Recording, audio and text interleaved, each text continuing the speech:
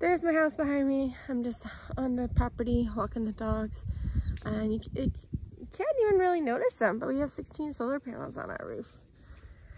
So Puerto Rico's power is extremely expensive, and it just keeps going up, and it kind of makes you wonder what the heck AEE is doing, because despite what you probably have seen in the news, blaming Luma for the power situation, AEE is, like, Luma is not responsible for generating power. So they're not responsible for things like diesel or wind turbines or solar panels. So our prices keep going up because AEE is heavily reliant on diesel.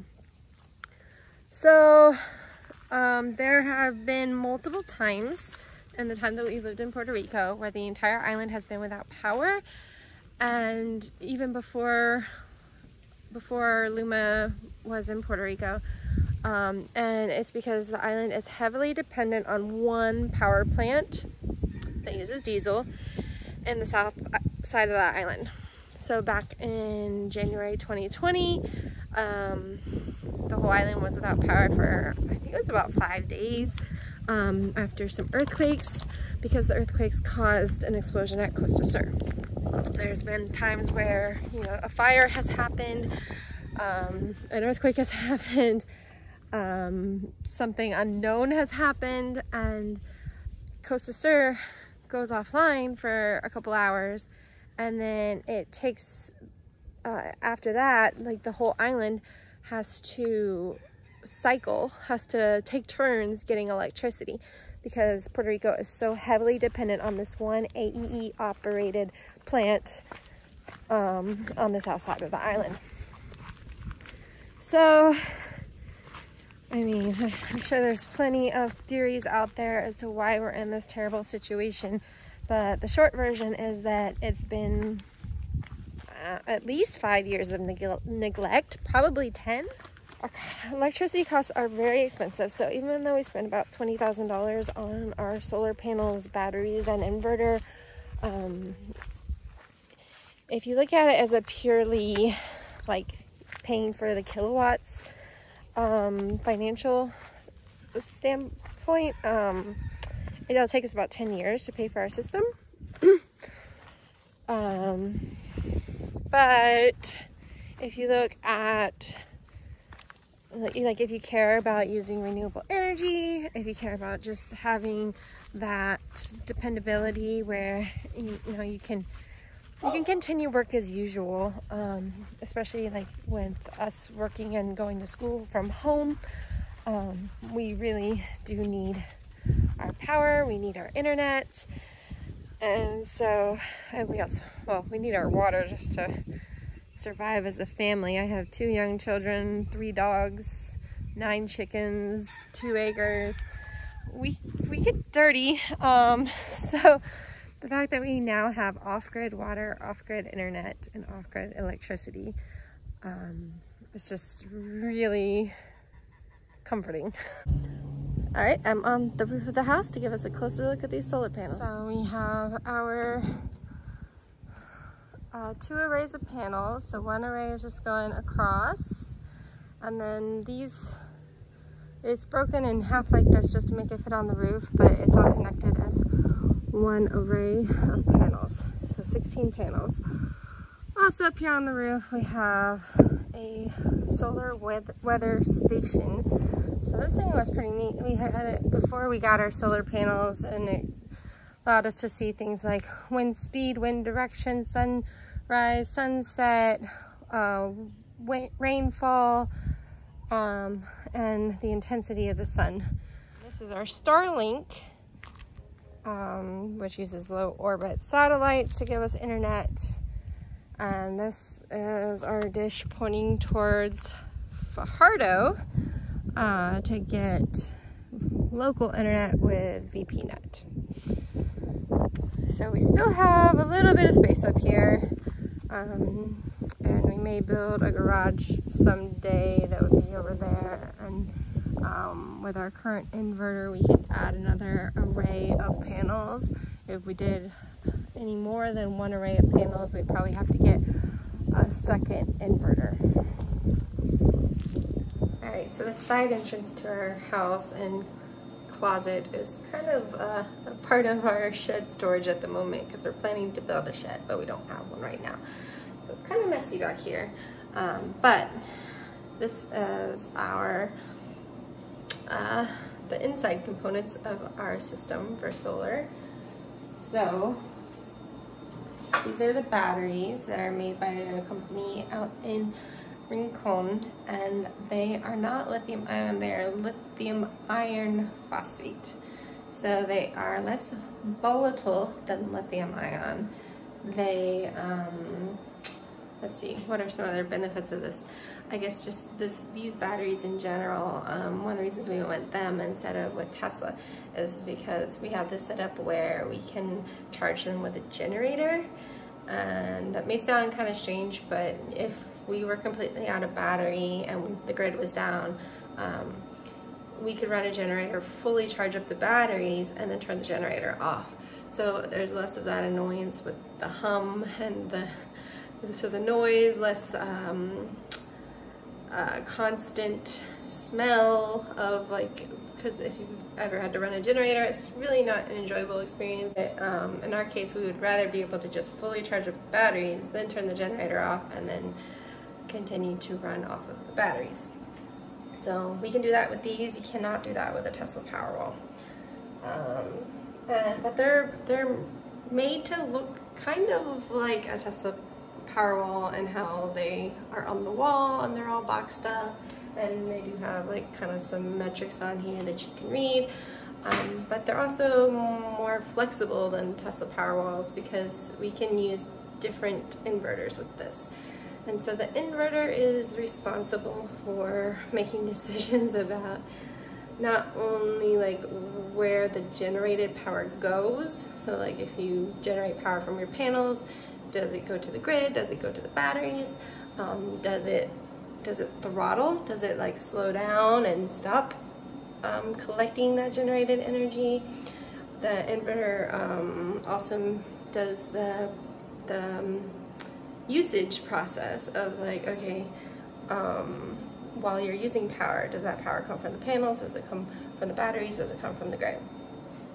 So inverters also have limits on that input and that output. So this inverter supports about 3 arrays of solar panels. So we currently have 2 arrays of panels. We have 16 panels in total. We could do 3 or 4 arrays, but there is a limit to how much generated power it can take in and direct. But there's also a limit as to how much power it can output.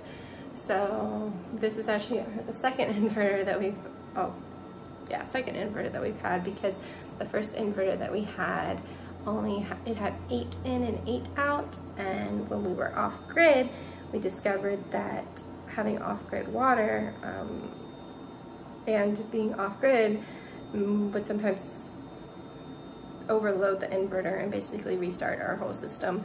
It would kind of just crash and we would lose power for like 20 seconds. But the reason why is because to have a hot shower, you have your water heater, and with off-grid water, we would have, we have water in a pressure tank, and we would get water from the pressure tank, but then if the pressure tank got low, the pump would kick on and pump water from our cisterns into the pressure tank, and just all of that was too much energy usage. So now that we have this, which is 11 in and 11 out, we are able to use our clothes dryer without breaking our system, and we're able to take a hot shower off-grid, one hot shower, or at least on one floor.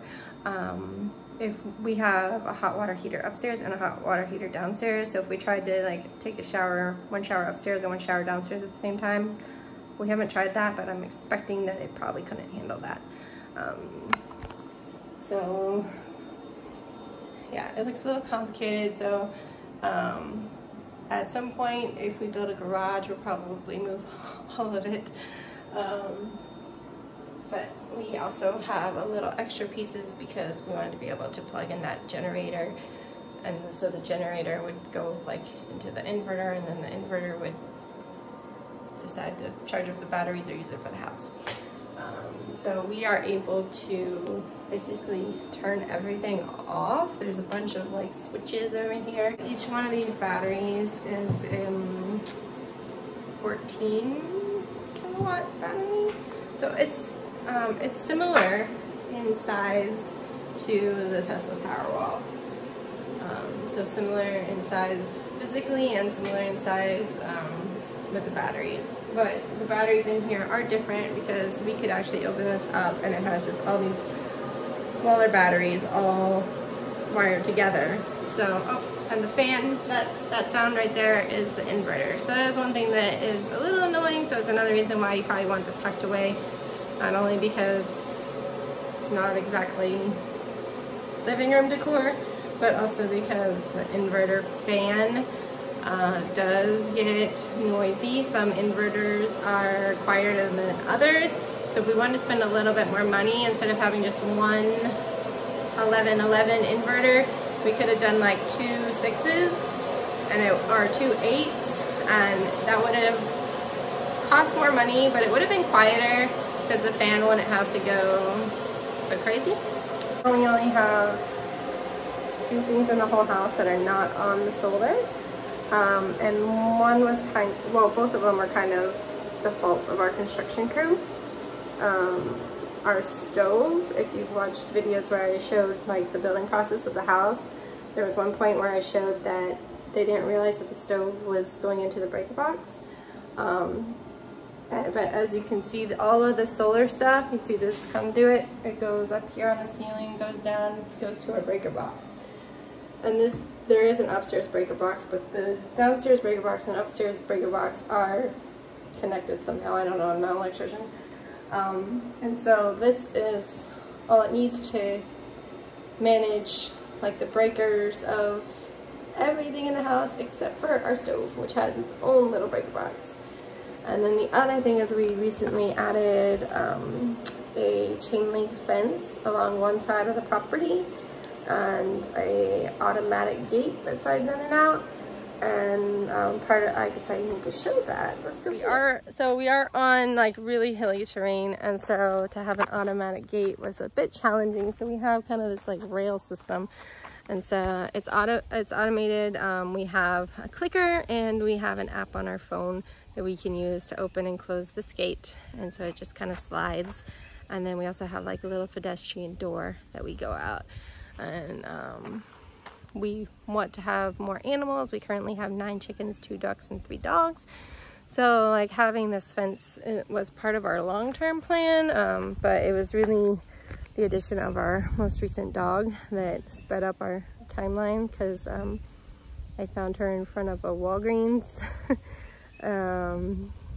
with a lot of trauma, and she likes to go for little runs. She has to go on little adventures. So this reduces her escaping. But we used to have, let me see this little box here. See that? There used to be our hookup to the power grid used to be right here. We used to have this concrete column here, and now, that needed replaced anyways because it was really cracked and damaged and was falling apart, and that's dangerous. And there's like wires underground here that go into the house, but since they need to be replaced anyways, and because we were building that gate, we had them knock it down, and there's like a little box in there that connects to the new one. So now our meter for Luma is on one of our gate columns, and then yeah, see that little thing up top. So those are, you see these all over Puerto Rico, so that's how Puerto Rico does it. But when our construction worker built this, he didn't think about and we thought that he would think about it, but apparently this gate is on the grid. So we do have a way to unlock this and just grab it and pull it. And we also have a way where we can just run an extension cord to the house. So if we lose power and really need to get out, we have those two options at the moment.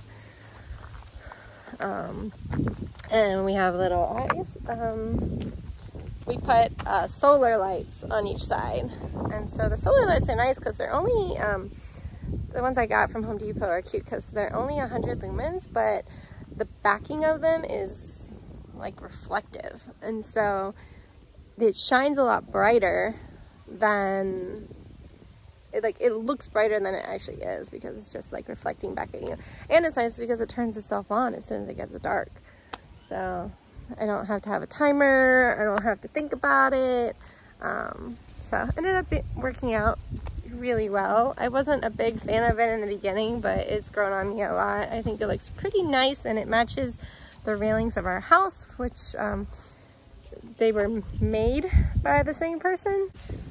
So we spent about $20K on the system, and if we had to do it all over, or what I would tell other people is definitely get those batteries that we got. Now we had his company do the whole installation and planning of our system. Unfortunately, like I said, that's the second inverter that we've had, so it was a little frustrating that he basically didn't plan according to our needs and our desires what kind of inverter we wanted. So that was something he didn't do very well. We trusted that he would do that well. So I mean, you can go ahead and use him for everything, but really be skeptical of that part of like, okay, how many appliances am I going to have on at the same time? Things like the water heater, the dryer, the stove. And there are ways to, you could switch some of those to propane so that you're not on the solar, your solar power. But yeah, those are part of the planning process that I feel like our guy could have done better. But I would definitely recommend the batteries that we got over doing the Tesla Powerwalls. And I think our system, we paid cash up front. We didn't do any financing. So I think that we were able to save a lot of money. Before going with him, we got quotes from, I think Winmar was one of them, and what they recommended, they didn't look at like the appliances that we have, so the same thing with the inverter. They didn't consider that at all. They were just like, oh, how much power do you use every month? But you also have to think about how much power do you use in one instant from the things that you have on at this moment. And so Winmar wanted $30,000 for a smaller system than what we have. So I think going with somebody who's like an electrician who knows solar is gonna be cheaper. If we didn't have the cash up front, we could have gotten a personal loan. It was something that we thought about for a really long time, and it wasn't attainable for us for a really long time. I mean, it is definitely a big investment, but if you can afford to do it, and if you can like make changes in your life to like save up for it, it's really worth the investment, because you're gonna, for us after Fiona, like our neighbors didn't have power for 5 days. We had, our construction crew was coming, they were in the middle of a project during Fiona, and they're like, oh, well, obviously we're not coming today because we don't have power, we don't have water. And we're like, come get water. We have water. We have our off-grid water, we have our off-grid electricity. Like, come to our house and come get water. There was a day we have our house cleaned twice a month, and he actually he couldn't call us or anything, so he drove up to our house and was like, hey, can I come on this day? If you guys have power and water, I can work. And we're like, yeah, you can come that day, but before you go, take this like fully charged battery bank. And so he was able to like charge up his phone. He was able to take care of his mom who has medical needs, charging up stuff for her. And then my husband works for our company that has employees all over the world. I go to a school that has students all over the world. It's a U.S. Accredited school, but they have students all over the world. And so in both of these situations, they're not gonna, like, you know, close down business, close down school for multiple days because of something that happens on our tiny island of Puerto Rico. So we were able to continue as business as usual. Like, my husband was getting on a call and they're like, oh my gosh, the news is terrible. Are you guys like completely destroyed? And he's like, we lost some plantain trees, we lost some papaya trees, but I'm still able to work. I'm fine. We have like a doomsday bunker of a home. So yeah, I realize most people can't do it, but it's worth it if you can.